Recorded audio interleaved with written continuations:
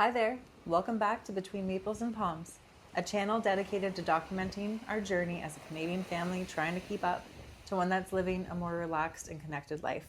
From Canada to Panama, we're sharing the highs, the challenges, and everything we're learning along the way. Whether you're dreaming of living abroad, investing in your future, or simply looking for inspiration, you're in the right place. One of the first questions people ask me when I tell them our dream of building in Panama is, why did you choose Panama? So aside from the way it was brought to us and how the opportunity came, I'll share with you some of the best reasons for Canadians and Americans to relocate and move their family and either be a snowbird and come back and forth or just start a whole new life. Reason number one, lower cost of living. This is especially true in the Azuero Peninsula, where we are building our dream. The cost and quality of fresh fish, seafood, meat, fruits, and vegetables is top-notch. You won't save money on imported foods, especially junk food like chips and chocolate bars, but the flavors of Panama won't have you missing them at all. My favorite discovery in Panama were the fondas. A fonda is a small family-run restaurant, sometimes run out of somebody's property, where you can enjoy a fresh, delicious meal for $4. A cell phone bill will run you around $30 per month. Water's $80 to $125 for the entire year. And the cost of a rental house is $450 to $1,200 per month, depending on how many bedrooms the place is. Reason number two, the Panamanian people. I love how true the Panamanian people are to their culture and their beliefs. They don't need much to be happy, and they really truly value family and community. They don't spend their time exhausted from their workday, glued in front of a television set, and not really engaging with their family the way that kind of we're run to be here. They're outside in nature and they're spending time with their kids and they're socializing with their neighbors, and they're just valuing life, and we're just not doing that here.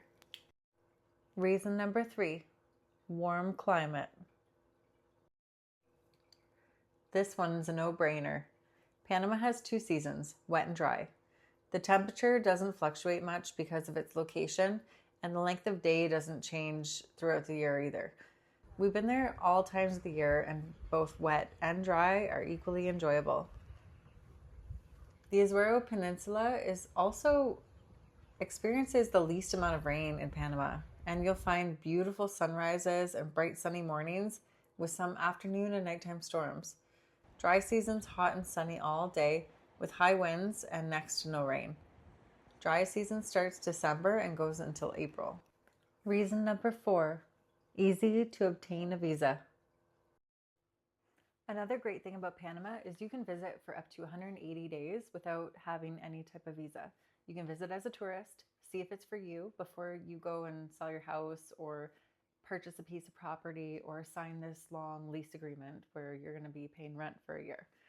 So the way it works out is if you do decide that you want to get a visa, you have some options. The first one that's the most popular that most people do is the pensionado visa. This is the visa you'll find the most information on the internet, and all you need is either a lifetime pension or any type of annuity, whether it's through military or government, up to $1,000. It has to be $1,000 per month, US dollars. And every dependent that is under you, whether it's a child or a spouse, is another $250 US. So this is a great option for Canadians or Americans.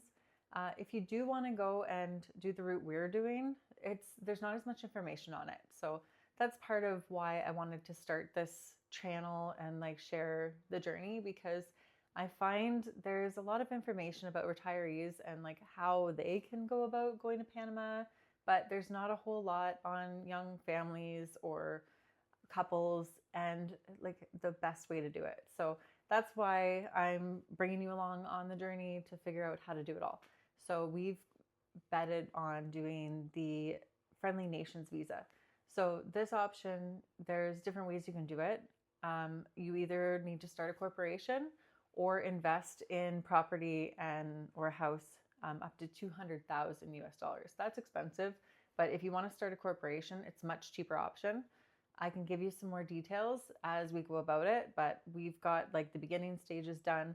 And along with getting a visa, you need to know as well that your driver's license is no longer valid.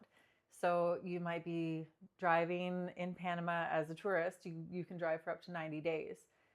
But if you get your visa, whether it's temporary or permanent, you can no longer legally drive in the country. So this is what we're doing now. We're getting our licenses validated.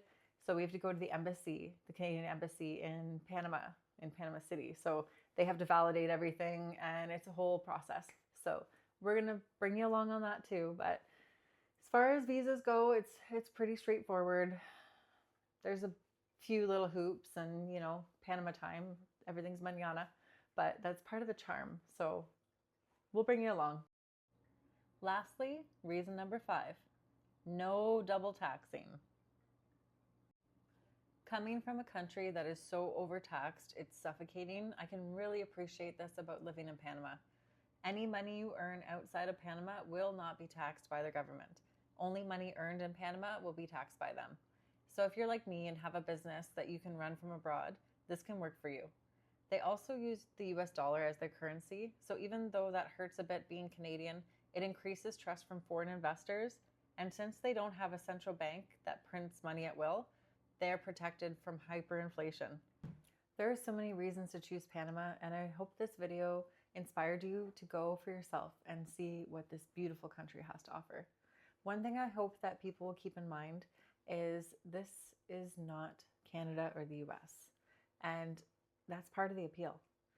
We're not going there expecting them to accommodate to our ways of living. We want to engage in their life. We want to be a part of their culture, and we want to adapt to their way of living. So I hope that people don't try to change it because it has its own charm. Pardon the cat. Thank you for watching. In our next video, we'll be heading to Panama City, and we'll show you where you need to go to get your driver's license and share the process of purchasing a vehicle from the other side of the world. Thank you for watching Between Maples and Palms. If this video inspired you to dream a little bigger, hit subscribe and join us as we build our future from Canada to Panama. Until next time, from Maples to Palms. Hasta luego.